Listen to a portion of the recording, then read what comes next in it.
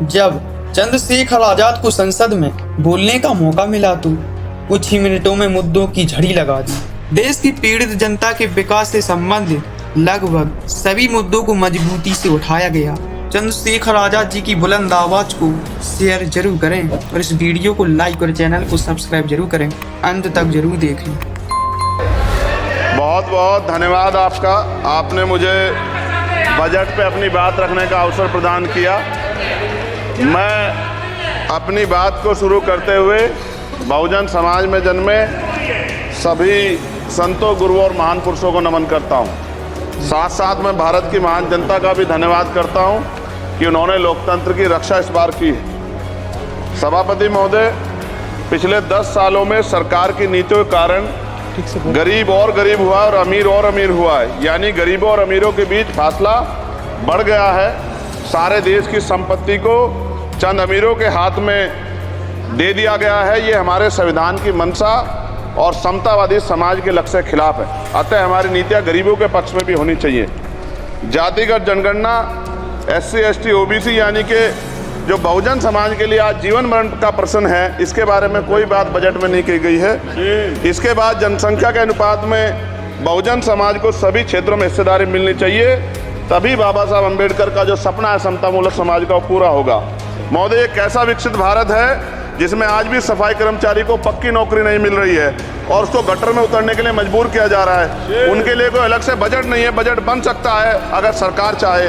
SC ST को जो सब प्लान मिलता था, SPC का जो पैसा मिलता था, वो बजट से हटा दिया गया है।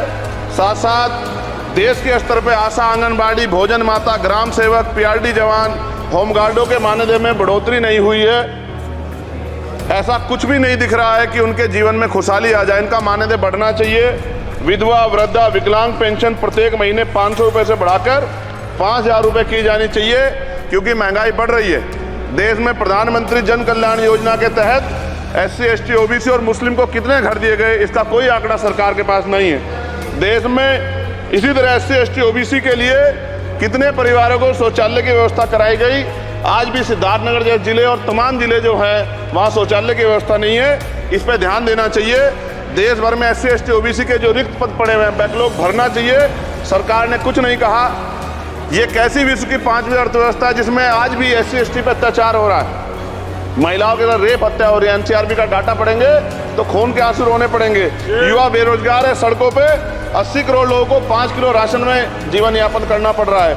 जो बजट SC ST को मिलता है, मेरे दाएं तरफ जो साथी बैठे हैं उनको बुरा लगेगा, कर्नाटक में 14,732 करोड़ रुपए इन्होंने दूसरी योजना में लगा दिए और मध्य प्रदेश में आपने 95 करोड़ रुपए जो है दूसरे बजट में लगा दिए। हमारा जो मिलता है उसको तो मत छीनो भाई। MSP की लीगल गारंटी कोई बात नहीं हुई है। किसानों को जो 6,000 रुपये मिलते हैं उसको बढ़ा के 12,000 रुपये करना चाहिए और फसल बीमा जो है उसका सारा प्रीमियम सरकार भरे, किसानों पर बोझ ना लगे। रिजर्वेशन प्रमोशन में लागू नहीं किया गया, पुरानी पेंशन को बहाल नहीं किया गया, इस पर चर्चा नहीं हुई। देश में मनरेगा समय न्यूनतम मजदूरी की दर 700 रुपये होनी चाहिए। समान काम समान वेतन पॉलिसी लागू होनी चाहिए। जो रसोई की चिंता करते हुए 500 रुपये प्रति सिलेंडर से ज़्यादा के दाम नहीं होने चाहिए, जो महिलाओं को राहत मिल सके। बिजली के दामों में भी कमी होनी चाहिए। बेरोजगार युवाओं को 5,000 रुपये भत्ता मिलना चाहिए, जो बेरोजगार युवा जो है अपनी पढ़ाई या अपना खर्चा उठा सके। मैं अपने क्षेत्र के विषय में महोदय आपसे कहना चाहता कि पश्चिम यूपी में नगीना में एक एम्स बनना चाहिए, एक IIT बननी चाहिए, एक IIM बनना चाहिए। नगीना लोकसभा में उद्योग धंधे लगने चाहिए। नगीना की कताई मिल जो है उसको पुनः शुरू कराना चाहिए। RRTC जो योजना है सरकार की, उसको मेरठ से आगे बढ़ाकर मुजफ्फरनगर, सहारनपुर से नजीबाबाद नगीना होते हुए उसको नगीना तक ले जाना चाहिए। साथ साथ नजीबाबाद से मुंबई के लिए एक ट्रेन चलनी चाहिए और नगीना, श्योरा, किरतपुर में रेलवे के ओवरब्रिज बनने चाहिए। सभापति महोदय, सामाजिक न्याय मंत्रालय को 13,000 करोड़ रुपए दिए गए और जनजाति कार्य मंत्रालय को 13,000 करोड़ रुपए दिए, कुल 26,000 करोड़ रुपए। जो कुल बजट 48.20 लाख का लगभग 0.54% है, जबकि हमारी संख्या 25% से ज़्यादा SC ST की और बहुजन समाज की मिलाओगे तो 85% से ज़्यादा है। और हमारे विकास के लिए सरकार 1% बजट 1% पैसा खर्च कर रही है, जो मिलना हमें चाहिए, जबकि मिलना हमें 25% चाहिए। ये ऊँट के मुंह में जीरा के समान है, कहावत हमने बहुत दिन सुनी थी। पिछले लंबे समय से हमारे साथ धोखा हो रहा है। लेकिन अब ये नहीं चलेगा। चंद लोगों की तराजू से देश के संसाधन नहीं बटेंगे। इस देश का बहुजन समाज बर्दाश्त नहीं करेगा। संसाधन का बंटवारा संख्या के आधार पे होगा। माननीय काशीराम साहब नारा लगाए थे, ना तो वोट हमारा राज तुम्हारा चलेगा, और आज हम कह रहे हैं ना ही वोट हमारा और नोट तुम्हारा चलेगा। इस बात का भी ध्यान जो है सरकारों को देना पड़ेगा। आपके माध्यम से सरकार से मेरी एक मांग है, सरकार इस योजना का लाभ भी अपने आप ले ले, सरह भी ले ले कि 1 लाख रुपए सालाना बहुजन समाज के अत्यंत गरीब परिवारों को दे। 10 लाख करोड़ रुपए खर्च होंगे, लेकिन इस 1 लाख रुपए की योजना से एक झटके से परिवार गरीबी की रेखा से ऊपर आएगा और इनके बच्चों को कुपोषण खत्म होगा, अच्छी शिक्षा मिलेगी, महिलाओं को सम्मानजनक जीवन मिलेगा और इससे वास्तव में सबका साथ सबका विकास का नारा सार्थक होगा। अगर प्रश्न ये होगा कहाँ से आएगा, तो उसका जवाब ये है कि जब अमीरों का 16 लाख करोड़ रुपए माफ हो सकता है, कॉर्पोरेट टैक्स का घटाकर लाखों करोड़ रुपए का चूना सरकारी खजाने को लगाया जा सकता है, पेट्रोल डीजल के दाम 10 गुना एक्साइज ड्यूटी बढ़ाई जा सकती है, तो गरीबों को सरकार पैसा क्यों नहीं दे सकती। महोदय, समय आ गया है, अब निजी क्षेत्रों में आरक्षण की व्यवस्था होनी चाहिए।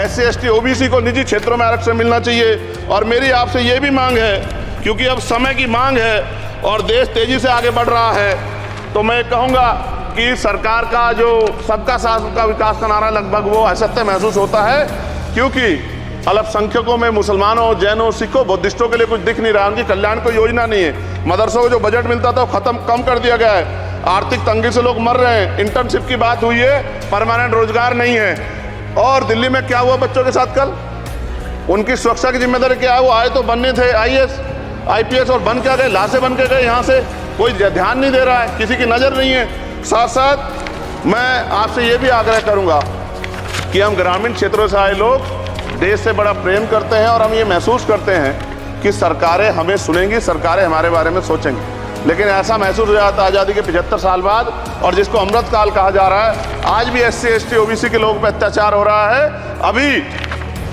2 दिन पहले गोली से उड़ा दिया गया गाजियाबाद में और राजस्थान में गर्दन काट दी गई। ये घटनाएं देख के डर लगता है, घर से निकलते हुए भी कि आने घर वापस लौटेंगे नहीं लौटेंगे।